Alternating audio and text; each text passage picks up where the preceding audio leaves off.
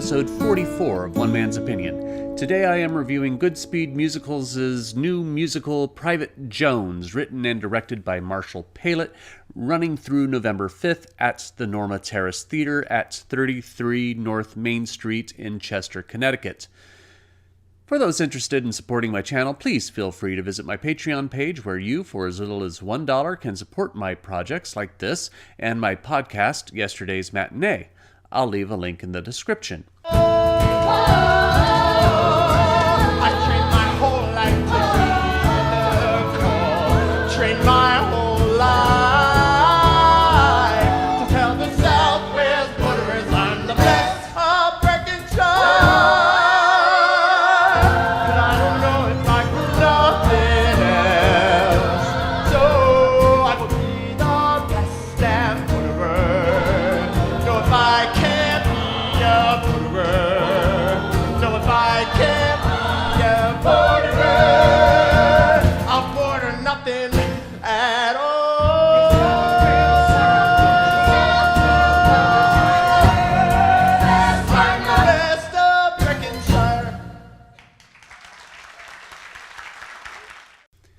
As part of Goodspeed's development program, Private Jones has had its home at Goodspeed for years as Marshall Pailet created this innovative piece of musical theater.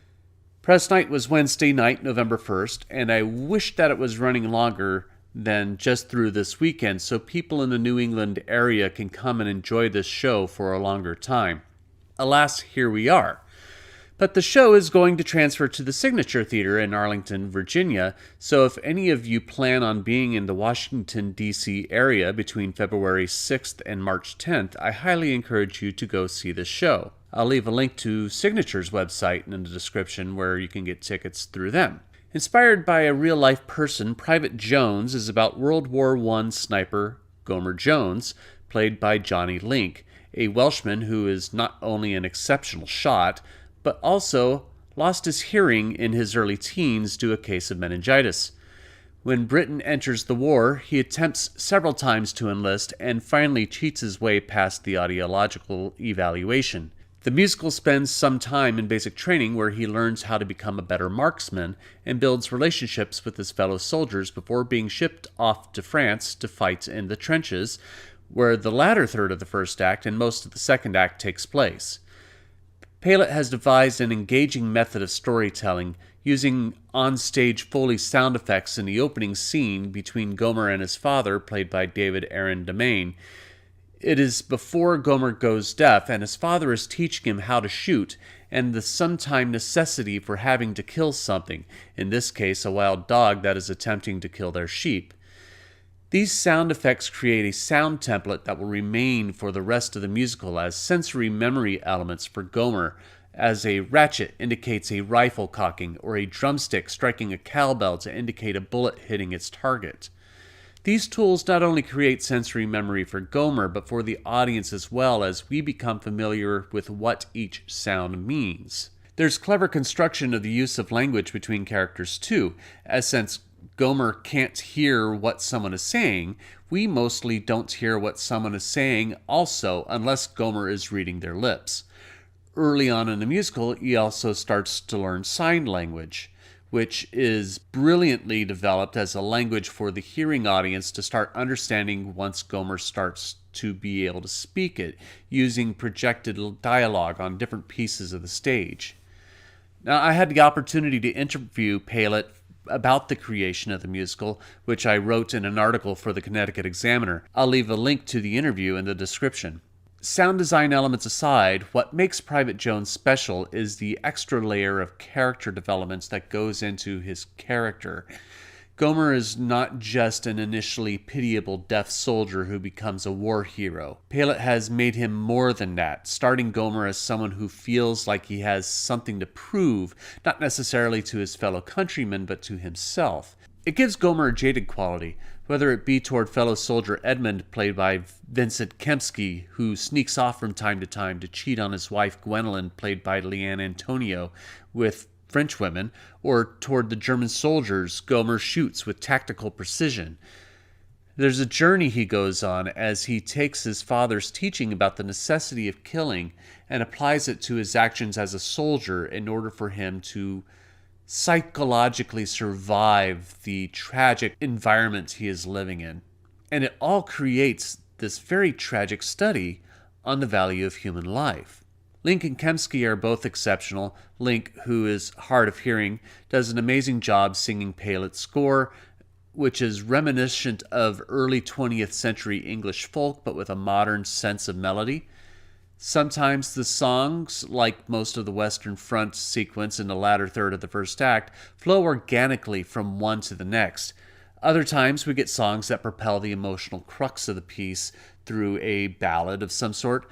Early on, Gwenolyn, whom Gomer meets at a hospital in England before going off to basic training, has a great number called Every Soul's a Soul, as she teaches him sign language and in doing so helps him express his feelings in a healthier way. Kemsky gets the 11 o'clock number with a song called Fantasy, which brings the house down as he and Gomer are trapped in no man's land. But really, I wish Gomer got a song that was a standout piece somewhere near the end of the second act. You get some amazing dramatic moments musically throughout, but there isn't a song that is solely his to culminate everything he's taken in over the course of the show. I think he needs that larger spotlight moment, especially after Edmund's amazing number. Something that may disturb some audience members is the rather bawdy and sometimes black humor that permeates Private Jones. It may be a touch too much, but I don't think it's out of character with the world these characters live in. Having served in the Navy myself, I know for a fact that people in the military can be some seriously dirty and darkly humorous bastards. There's one character, King, played by Claire Newman, who is particularly hypersexual. The character is a man being played by a woman, which has its own ironic humor to it. But again, I can appreciate how some audience members would be aghast by King's behavior. I personally don't object to it because it is very much the way it was.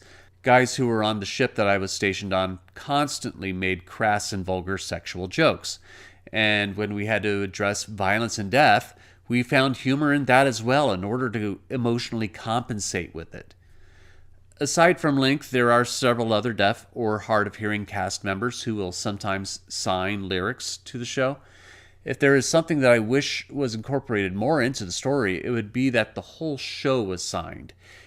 It feels like it wants to be performed that way. I get that there's a narrative element of where Gomer has to learn how to sign, but since part of the core narrative of the musical is communication and learning that communication through sign language, I think it should be in the entire narrative, even if it's actors just on the sides of the stage signing out the story. A thing to remember is that this is a musical about war and there is a lot of death.